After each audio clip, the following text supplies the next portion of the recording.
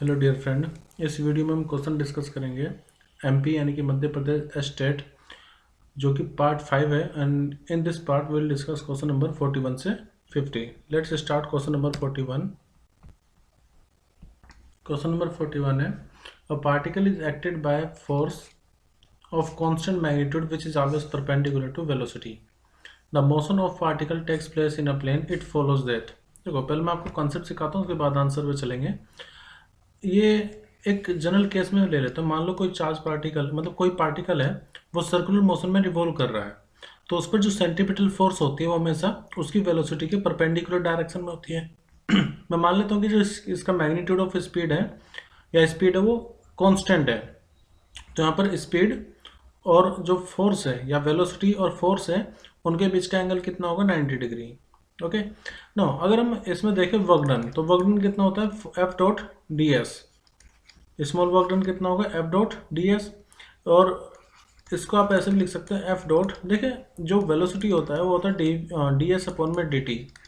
तो आप इसको लिख सकते हैं वी डी टी, या फिर एफ इंटू में वी और कोस थीटा। एक्चुअली ये वेक्टर क्वांटिटी है, दोनों डॉट प्रोडक्ट हम यहाँ पर लेंगे और ये डी टी। अब गिवन है कि फोर्स और वेलोसिटी के बीच में जो एंगल है, यहाँ पर थीटा होता है एफ और वी के बीच में एंगल। तो यहाँ पर जो एंगल गिवन है वो हमें 90 डिग्री गिवन है। जब ये 90 डिग्री गिवन है तो cos 90 की वैल्यू तो जीरो होती है। इसका मतलब जो वर्क डन होगा वो कितना हो जाएगा, नेट वर्क डन हमारा हो जाएगा जीरो।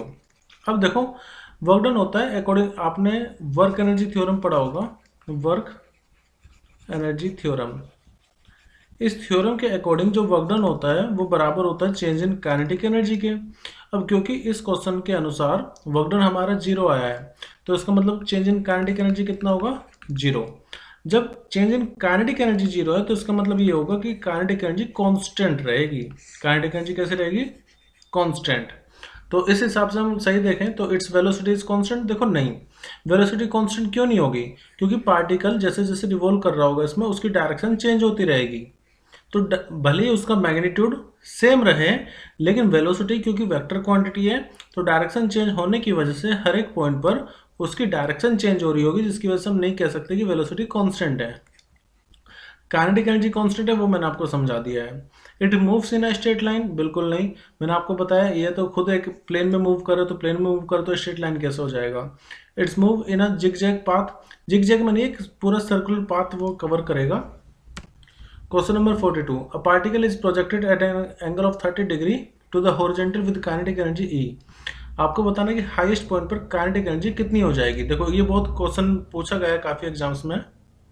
इसको आप ऐसे कर सकते हैं, मान लेते हैं कि हम किसी पार्टिकल को प्रोजेक्ट कर रहे हैं इस तरह से, ठीक है। अब उसमें बोला गया है कि इनिशियल जो एनर्जी है उसकी काइनेटिक एनर्जी वो हमें ई गिवन है यहाँ पर, और पूछा है हाईएस्ट पॉइंट पर, यानी कि यहाँ पर उसकी एनर्जी कितनी हो जाएगी, हाईएस्ट पॉइंट पर एनर्जी कितनी हो जाएगी। तो मैं मान लेता हूँ ये एंगल हमें थीटा गिवन है, और थीटा की वैल्यू कितनी है, 30 डिग्री। और देखो, काइनेटिक एनर्जी हमें बताना है। एक्चुअली ये केस हो गया प्रोजेक्टाइल मोशन का। प्रोजेक्टाइल मोशन में दो वेलोसिटी होती हैं।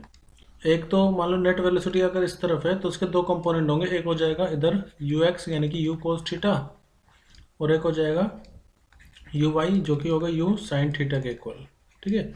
इनिशियली जो ई होगा वो किसके इक्वल होगा, वो होगा हाफ, लेट इसकी इनिशियल स्पीड यू है, half M U square. Half M U square की वैल्यू में ई गिवन है।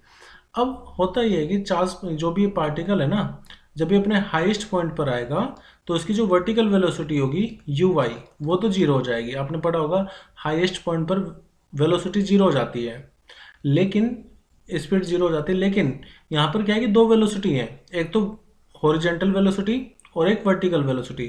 तो सिर्फ वर्टिकल वेलोसिटी जीरो होगी, जो हॉरिजेंटल वेलोसिटी है ना यू एक्स, जो कि यू कोस थीटा है, ये through out the motion constant रहती है। कांस्टेंट क्यों रहती है, इसका रीजन मैं आपको बता देता हूँ। देखो, पार्टिकल जब प्रोजेक्टाइल मोशन में मूव कर रहा है तो इस पर सिर्फ ग्रेविटेशनल फोर्स लग रही है, वो भी डाउनवर्ड डायरेक्शन में। तो क्योंकि जो फोर्स है वो वाई डायरेक्शन में है, एक्स डायरेक्शन में इस पर कोई भी फोर्स नहीं लग रही।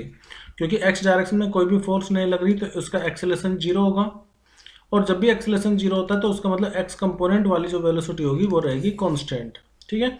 इसलिए मैं क्या कह रहा हूँ कि जब अपने पीक पॉइंट पर होगा तो इसकी वर्टिकल वेलोसिटी तो जीरो हो जाएगी, horizontal velocity you cos theta होगी। तो मैं एनर्जी अगर देखूँ पीक पॉइंट पर या हाईएस्ट पॉइंट पर, वो होगा हाफ m। देखो अब मैं क्या लूँगा, यहाँ पर वेलोसिटी जो होगी वो, और यहाँ पर वेलोसिटी सिर्फ उस पर कौन सी वेलोसिटी है, यू एक्स, क्योंकि यू वाई जीरो हो जाएगा, तो यू एक्स का स्क्वायर, और energy at highest point will be equal to half m। देखो यू एक्स की वैल्यू को हम लिख सकते हैं यू cos थीटा का होल स्क्वायर, या फिर 1/2 m यू का स्क्वायर इंटू में cos स्क्वायर थीटा। आप ये देखो कि 1/m यू स्क्वायर की वैल्यू हमें ऑलरेडी गिवन है जो कि E के बराबर है। तो एनर्जी एट हाईएस्ट पॉइंट बराबर होगी एनर्जी जो पहले थी आपकी इनिशियल पॉइंट पर इंटू में cos थीटा। ठीक है, अब जो भी थीटा की वैल्यू वो हम पुट कर लेंगे यहाँ पर। तो एनर्जी एट हाईएस्ट पॉइंट हमें मिलेगा E cos 30 degree. cos 30 degree की वैल्यू कितनी होती है, यहाँ पर स्क्वायर भी आएगा, cos स्क्वायर थीटा है, cos स्क्वायर थीटा। अब देखो cos 30 डिग्री की वैल्यू कितनी होती है, वही जो sin 60 की होती है, कितनी, √3/2, क्योंकि हमें तो इसका स्क्वायर करना पड़ेगा, तो इसका मतलब √3/2 का स्क्वायर। तो एनर्जी एट हाईएस्ट पॉइंट हमें मिलेगी 3 का स्क्वायर, √3 का स्क्वायर आएगा 3/2 4, तो E यानी कि 3E/4 हमारा आंसर होगा। जो हाईएस्ट पॉइंट पर एनर्जी होगी वो कितनी हो जाएगी, 3E/4। और अगर 45 होता ना एंगल तो जस्ट हाफ हो जाती है इनिशियल की। एक्चुअली बस आप ये चीज़ ध्यान रखो कि हाईएस्ट पॉइंट पर जो काइनेटिक एनर्जी होगी वो इनिशियल पॉइंट के कंपैरिजन में cos स्क्वायर थीटा टाइम्स हो जाएगी।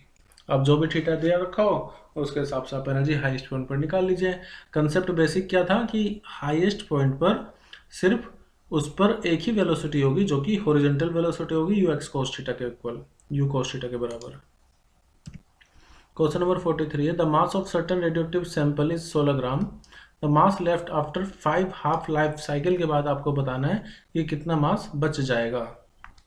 क्वेश्चन नंबर 43 है द मास ऑफ सर्टेन। देखो इसमें क्या है, फॉर्मूला कैसे लगाएंगे, n/n0 इक्वल टू होता है 1/2 और पावर n होता है number of half life, number of half life. ठीक है, n होता है किसी पर्टिकुलर इंस्टेंट पर जो नंबर ऑफ न्यूक्लियाई प्रेजेंट है, और n नॉट जो initial number of nuclei present है। इसी को आप मास के टर्म में भी लिख सकते हैं।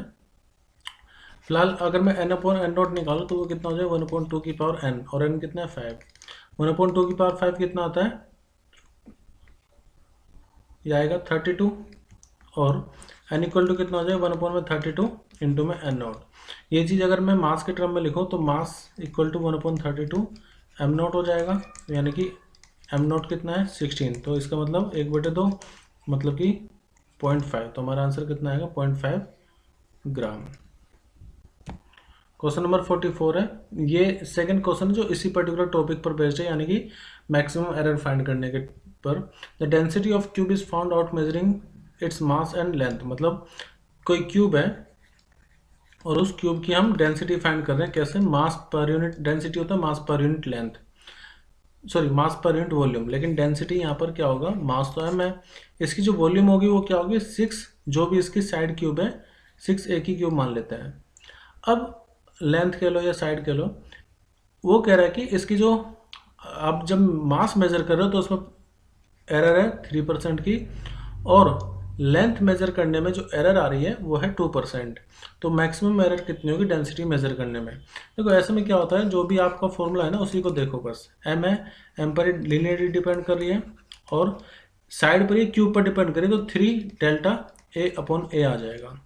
डेल्टा m/m की वैल्यू हमें गिवन है 3%, ये प्लस 3 इंटू ΔA/A, यानी कि जो लेंथ में एरर है वो कितनी है 2, तो ये हो जाएगा 3 + 3 दूनी 6, यानी कि 6 3 9%, तो हमारा आंसर आएगा 9%।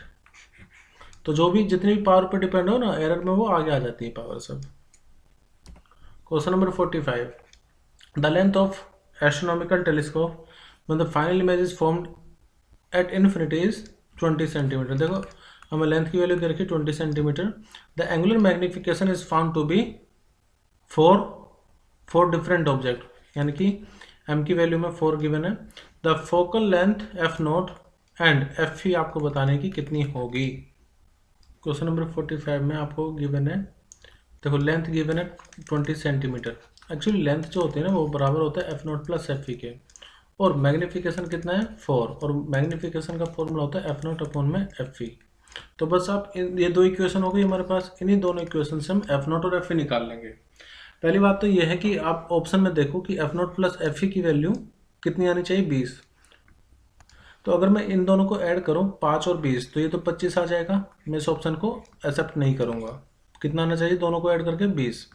16 4 20 होता है, ठीक है, इसको भी कंसिडर कर लेंगे। 16 4 20 भी होता है, ठीक है, इसको रख लो। और 20 और 5 25, इसको भी मैं नहीं लूंगा। तो दो ऑप्शन तो अपने हट गए। अब ये देखो कि F0 अपॉन Fe 4 आना चाहिए। तो F0 यानी कि पहले वाला बाद वाला, मतलब जो ऑप्शन में आपको दे रखा है ना, पहले F0 गिवन है, बाद में Fe गिवन है। तो अब आप ये देखो कि किस ऑप्शन में F0 अपॉन Fe 4 आ जाएगा। तो अगर मैं सेकंड ऑप्शन को चूज करूं तो F0 की वैल्यू कितनी है 16, Fe की वैल्यू कितनी है 4, तो 4 से ये कैंसिल होकर 4 ही तो आएगा। तो इसलिए हमारा सही आंसर क्या होगा, ऑप्शन 2। ऑप्शन 2 हमारा करेक्ट आंसर होगा। दूसरा तरीका देखो, ये तो मैंने ऑप्शन से चाट लिया। दूसरा ये कि इन दोनों इक्वेशन को सोल्व करो, F0 और Fe की वैल्यू निकाल लो। तो उसमें थोड़ा ज़्यादा टाइम लगेगा, इसमें थोड़ा इजीली आपने बिना सोल्व करे अपना आंसर आ जाएगा। क्वेश्चन नंबर 46 से आपको बताना है कि इनमें से फॉरवर्ड बायस कौन सा होता है। पहले समझ लेते हैं फॉरवर्ड बायसिंग होता क्या है। तो ये पी टाइप और ये एन जंक्शन होता है। अगर आप पॉजिटिव टर्मिनल को, सॉरी, पी जंक्शन को हायर टर्मिनल से और एन जंक्शन को लोअर टर्मिनल से कनेक्ट करते हो तो वो कहलाता है फॉरवर्ड बायसिंग। कहने का मतलब ये कि पी जो साइड होगी उसको हाई टर्मिनल से या हाई वोल्ट से कनेक्ट होना होगा, और एन साइड को लो पोटेंशियल से या लो वोल्टेज से कनेक्ट करना पड़ेगा फॉरवर्ड बायसिंग के लिए। अब ये सब यहाँ पर पी एन, ये पी एन ऑप्शन में देखना है कि कौन सा आंसर सही होगा। हमें बताना फॉरवर्ड बायस कौन सा है। अब आप ये देखो, यहाँ पर पी तो -2 है और ये -2, तो ये तो दोनों ही माइनस है, दोनों सेम पोटेंशियल पे थे, तो आंसर नहीं होगा। ये दोनों भी यहाँ पर सेम पोटेंशियल पे, ये भी आंसर नहीं होगा। यहाँ पर ये +3 और ये +5, तो आप ये देखो एन जो है एन साइड वो हाई टर्मिनल पे है, तो रिवर्स बायसिंग का एग्जांपल हो गया।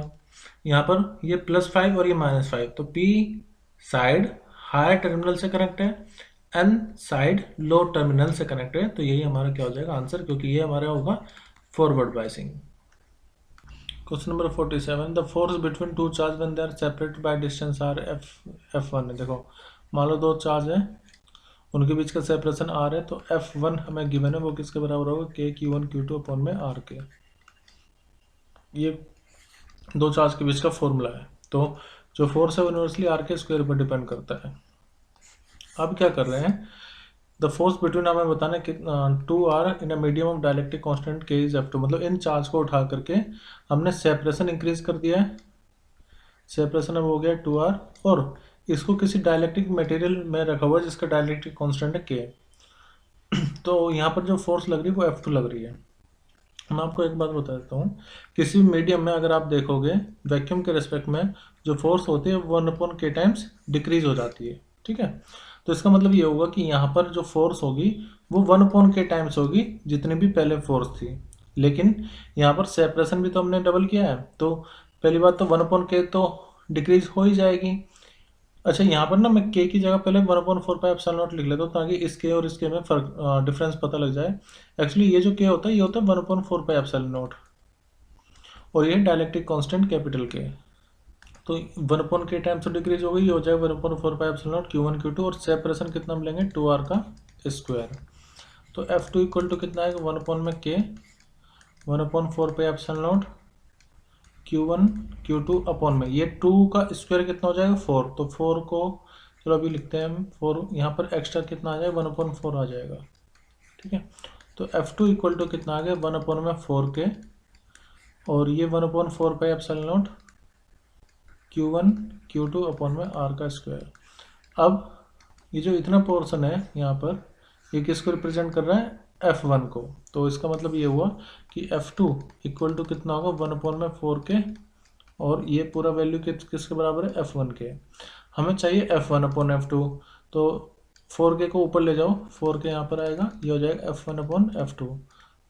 तो F1/F2 की वैल्यू कितनी आ गई 4K। तो इस हिसाब से हमारा सही आंसर क्या होगा ऑप्शन 3। तो दो इफेक्ट हमें यहाँ पर देखने पड़े, एक तो डायलेक्ट्रिक मटेरियल की वजह से फोर्स डिक्रीज हो जाएगा, दूसरा सेपरेशन इंक्रीज करने पर भी फोर्स डिक्रीज हो जाएगा। Question number 48, the equation of simple harmonic motion आपको गिवन है, आपको बताना है कि the period of the wave in second कितना हो जाएगा।